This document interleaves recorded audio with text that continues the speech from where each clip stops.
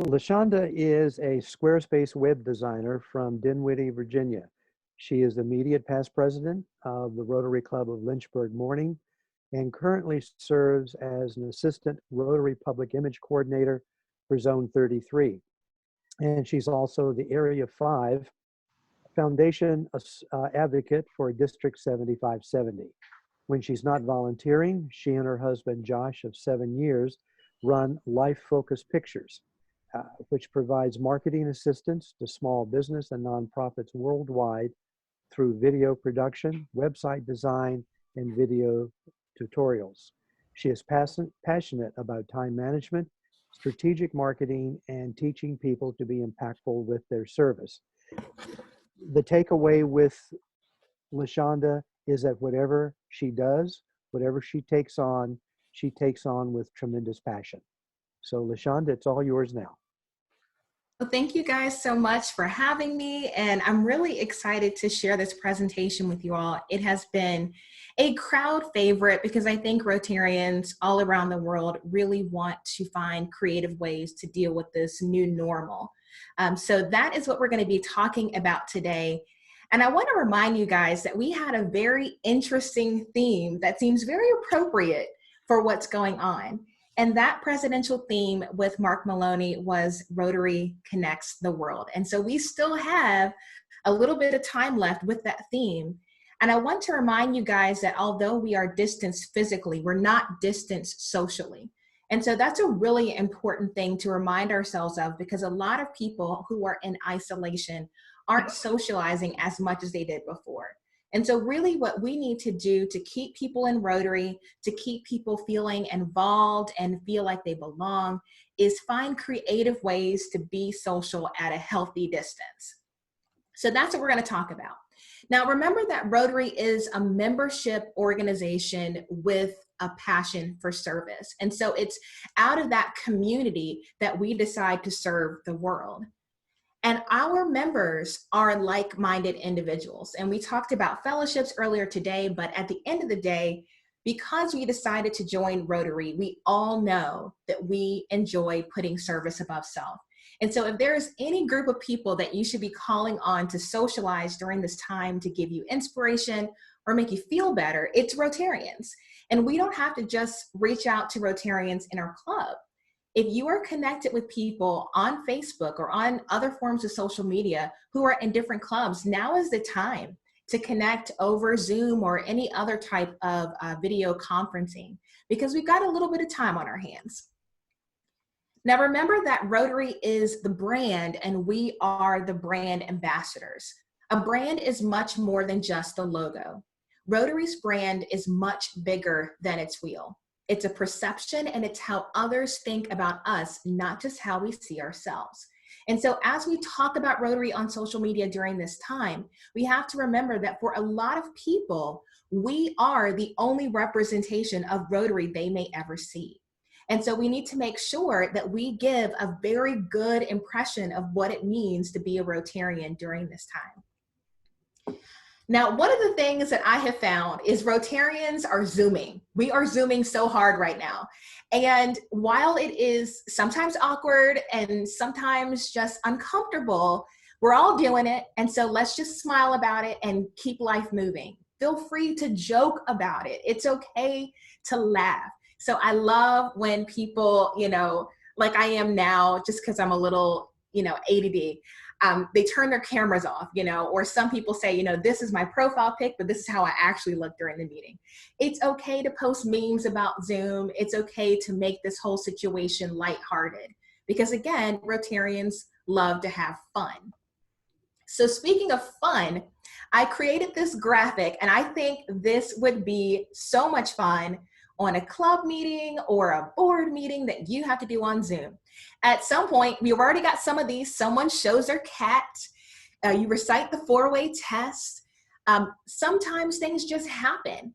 Now, why not just save this graphic on your computer, decide during a club meeting, we're gonna see if we can get bingo and just see what happens. It could be hysterical just to see someone really trying to get that middle row and just grabbing their cat just because. So this graphic is so much fun to just make the Zoom calls lighthearted. So you can go to bit.ly/Rotary Zoom Bingo to download that graphic. And I've encouraged people, just share it on social media, #Rotary Plays Bingo, and make the calls fun. If you're gonna do it, have a good time. Virtual happy hour. If you've not done this yet, it's really awesome. So what I love is I've actually seen people use the happy hour as a fundraiser to tip waiters and waitresses who have been furloughed during this time. They're not getting their typical tips. And so you could get on a Zoom call with your favorite drink, invite friends and say, hey, if you would be willing to tip so-and-so, we would love to collect donations during the call and see how much you can raise. This could be a great thing to do for the restaurant where you guys have your meetings. Tip the wait staff during a virtual happy hour. So you can just do it to have a drink, but you can also make it a fun fundraiser. Now this actually works, and you guys talked about trivia. This is a game that you can get at like a Target or Amazon, and it's called Blank Slate. And what I like about it is only one person needs to have the game. And my sister-in-law actually pointed out last night, well, technically, you could just find a word generator online and kind of makeshift the situation. But essentially what happens is you either have a blank in front of a word or a blank behind it. And so everyone has to come up with what would they use to fill in the blank. So for example, the word is house. Some people may write brick house, dog house, haunted house, playhouse. And so if someone matches with you and you are the only people matching on that word, you get 3 points. But if more than 2 people match, they only get 1 point. And the first person to 25 wins. So because this is a fairly slow-paced game, it's something you can do over a Zoom call, and it's really hysterical to see what words people come up with. And you'd be surprised who you end up matching with. So this is just a fun way just to build, some goodwill, have a good time over a Zoom call, and just have a social online. Now, this is one of my favorite ideas that's come out of this season, and my club is doing it on our Facebook page, and it's called Question of the Day. And so what happens is a member of our club chooses any old random question, and they record a video on their cell phone, which they send to our public image chair who posts the video.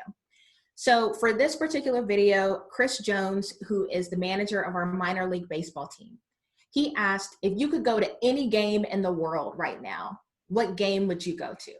And we have seen all sorts of questions. We've seen people wearing wigs, playing instruments in their little video.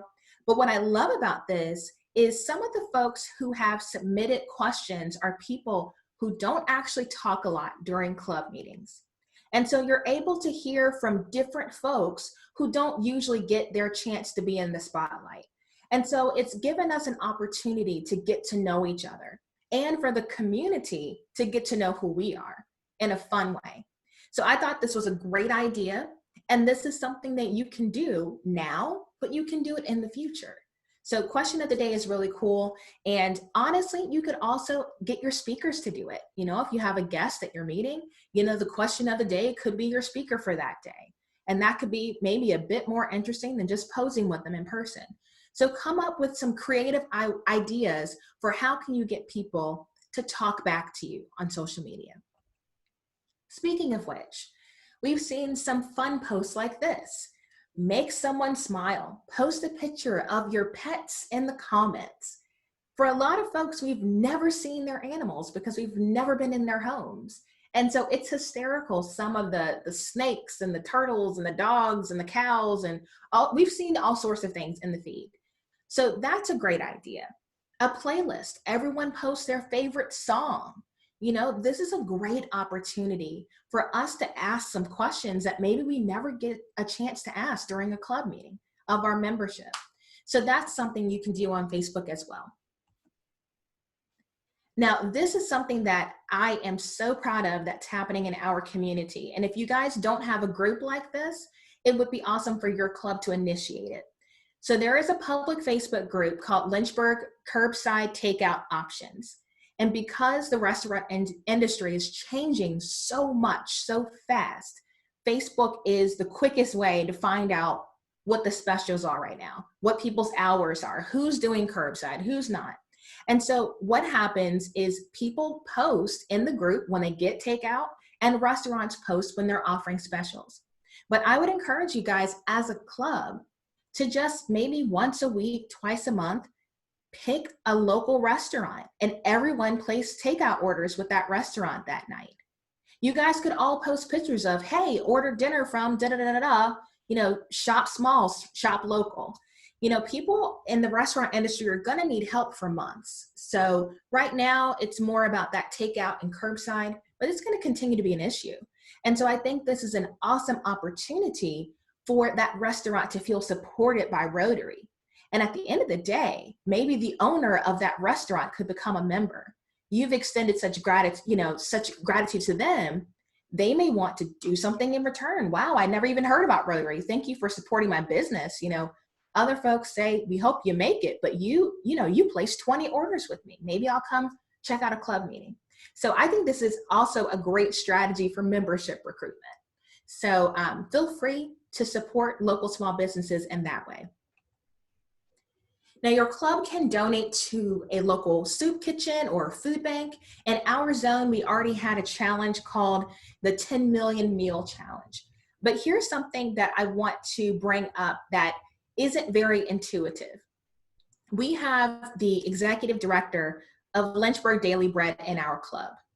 And so, when people said, Tracy, how can we help you right now? What she expressed to us is their needs are constantly changing. And the biggest thing that she's seeing across the country is the stored food that food banks had for a rainy day has been depleted. And so for a lot of folks, they need to replenish what they've blown through because they're going through their food so quickly. But it's actually more cost effective to give them money so they can purchase the food than for you to donate canned goods or whatever it is that you have. So if you choose to donate food to a local soup kitchen or food bank, ask them before you make your donation, what's the most impactful way to donate to them at that time? Because at this time, they really needed meat. That was what they were looking for. And so we actually had cattle farmers step up and said, hey, we're going to donate some of our beef to you because that's what you guys need. But if Lynchburg Daily Bread wasn't able to have that conversation, I doubt very seriously those cattle farmers would have thought, okay, they clearly must be out of meat. So just make sure you include them in on that conversation because at the end of the day, you want the biggest impact. So just ask them right now, what is it that you need? Do you need a specific type of food? Do you need just money?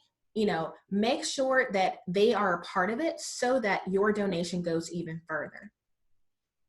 Now, in our community, we're seeing a lot of folks in retirement homes struggle being isolated. And we've got two very important days coming up in both May and June, and that's Mother's Day and Father's Day.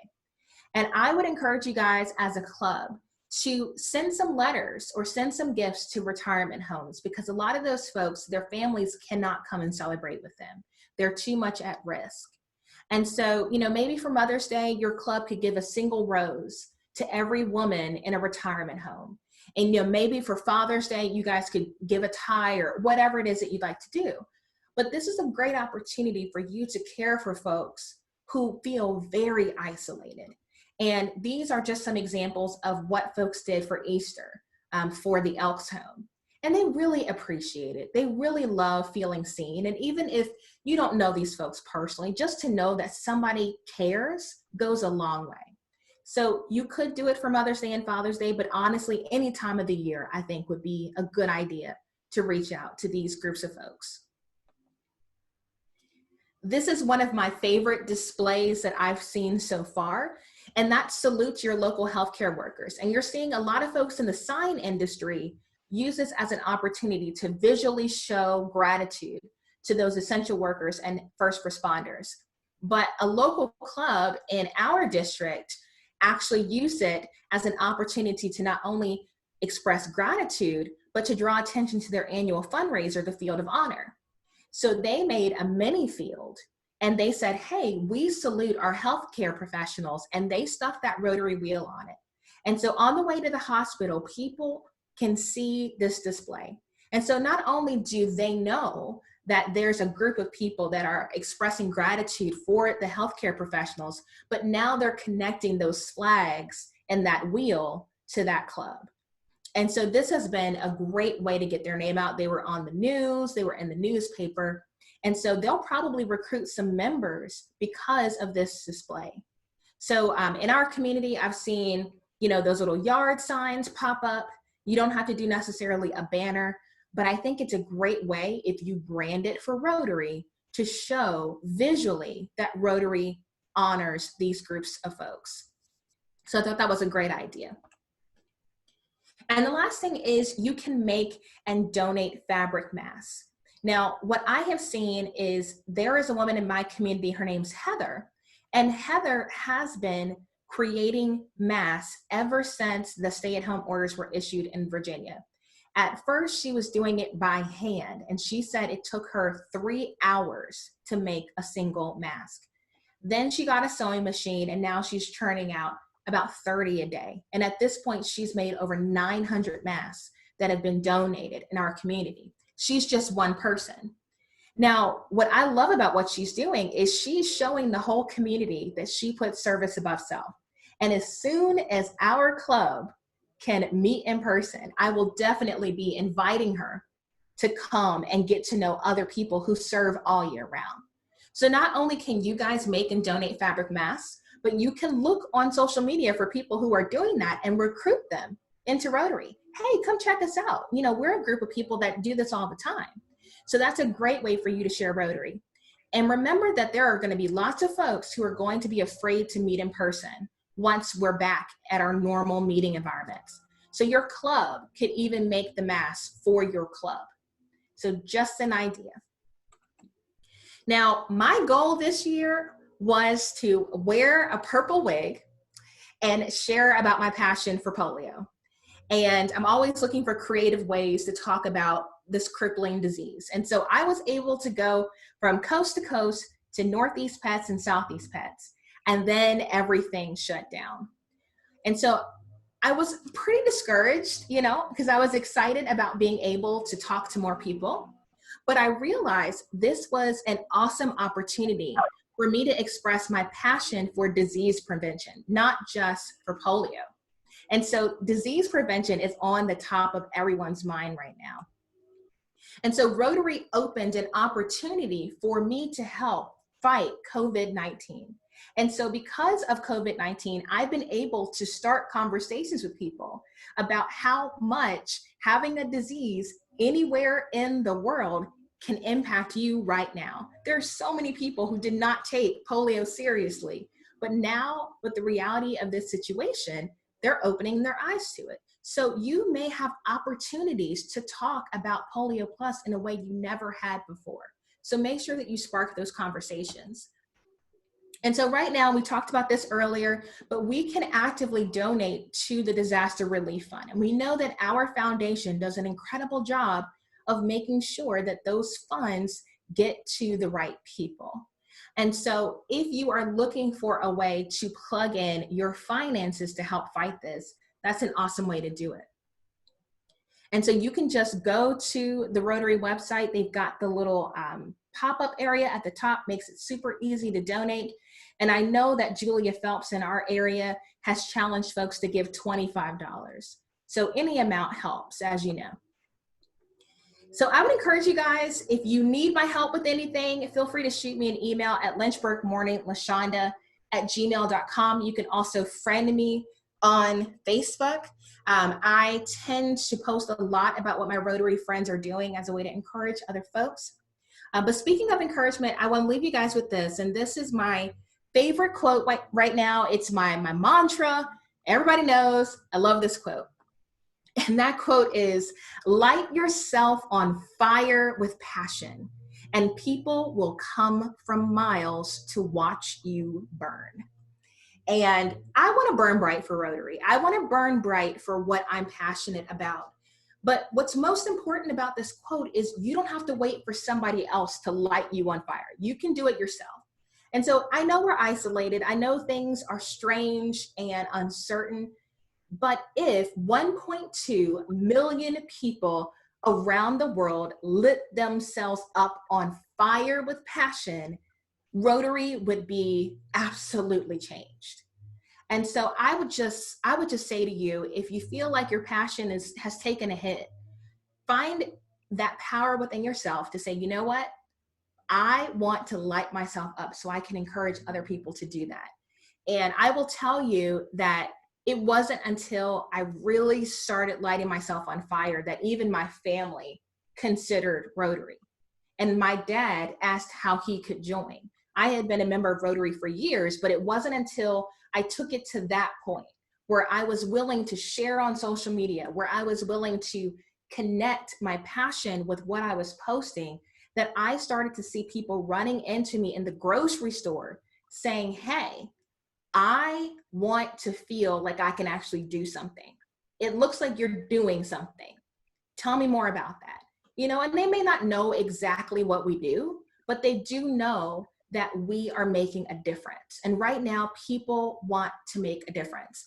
So we've got a prime audience right now to share the message of Rotary, to show people how Rotary is responding, to show people how Rotary is reaching out to each other all around the world to help this issue. And so if we leave this time frame without recruiting folks, we haven't done our job. Because what we're doing is something the world needs. They need to feel connected, they need to feel a sense of purpose, and they need to know that they can make a difference. So that's why I share this quote all the time. And I hope you like it. I hope it gets you excited again about what we're doing. And I encourage you, don't just serve, but be creative. Thank you guys so much. That's it.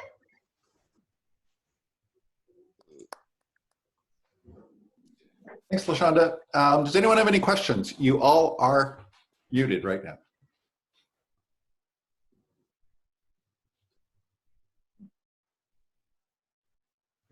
Question. Yeah. How long have you been a Rotarian, and how large is your club? So I have been in Rotary, let's see here. It'll be 7 years in August.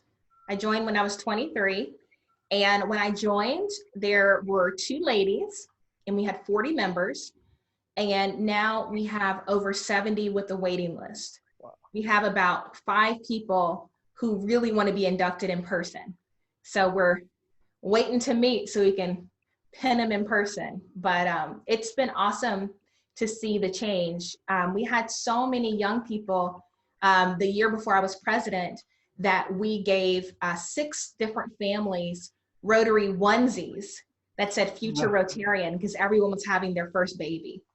So we've got, we've got pregnant moms as presidents, we've got great grandfathers as charter members in the club.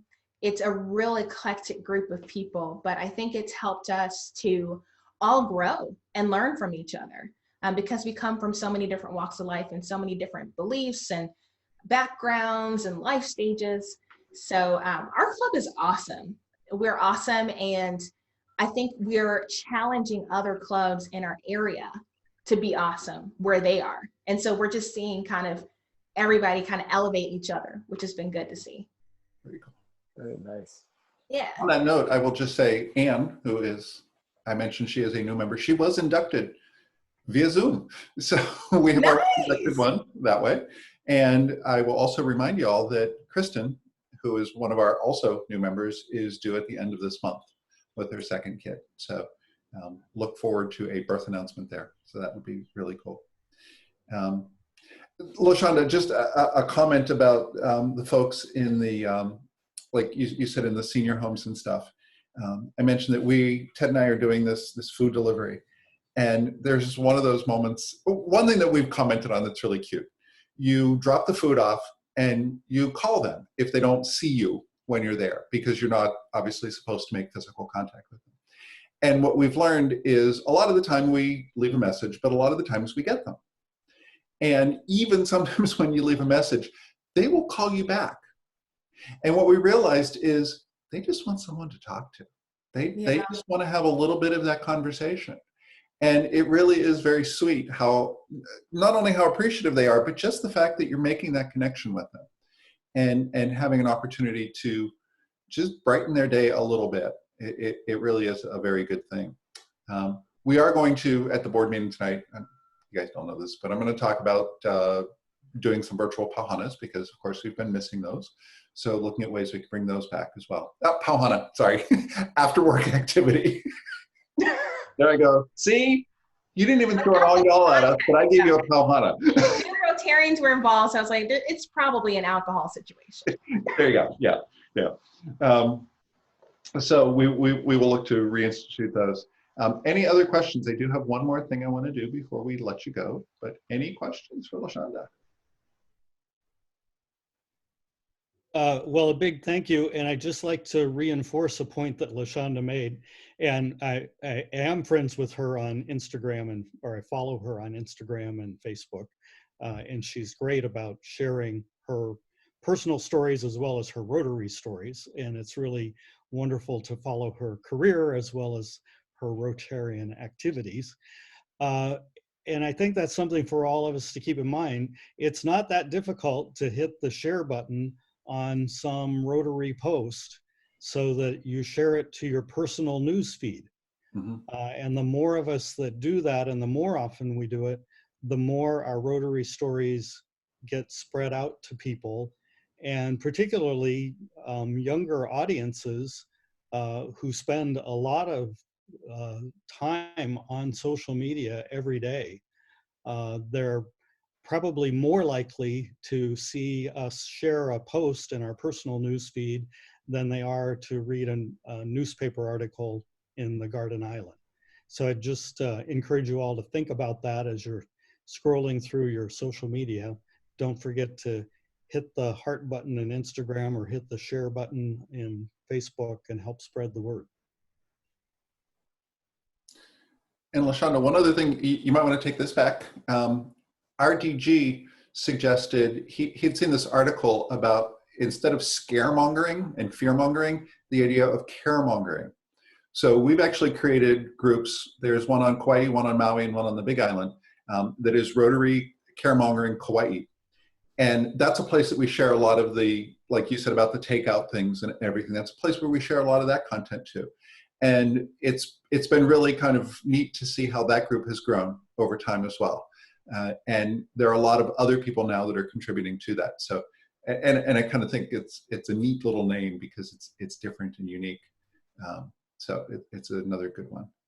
And of course, the way Facebook, I don't know so much about Instagram, but the way Facebook works is the more people who even like a post, the more likely it is that other people are going to see it. So if you do see something that we've posted, please do like it. And I know there are times where I'm going through Facebook and I'm like, I like it, and because you may know, I don't post a lot on Facebook. That's because that other guy does. So I let him do it. But I like a lot of stuff just so that I can boost its visibility. And I think that's also a really good option on that. But I love your quote too, LaShonda. It's so good, right? Doesn't it just get you like so excited? Yeah. You know, it's funny. I've been doing interviews at work, and one of the things I've been seeing lately is people have a personal quote on their resumes. Yeah, a mantra or just something that kind of fuels what it is that you do. People do it a lot now these days. Yeah, and it's kind of a neat way to get just a little bit of insight into someone. Yeah. Okay. Before I let you go, I do want to acknowledge some of our fellow members who have attained Paul Harris Fellowship levels. As you're donating to the Rotary Foundation, you become a Paul Harris Fellow at your first $1,000, and you get a pin.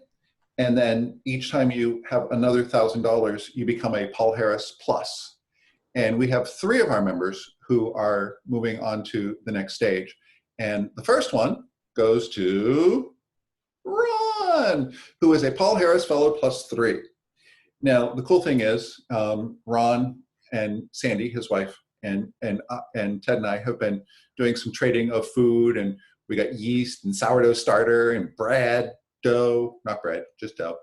So Ron will be stopping by our house, or we'll be stopping by his house at some point, so we will get this to him. But congratulations, Ron.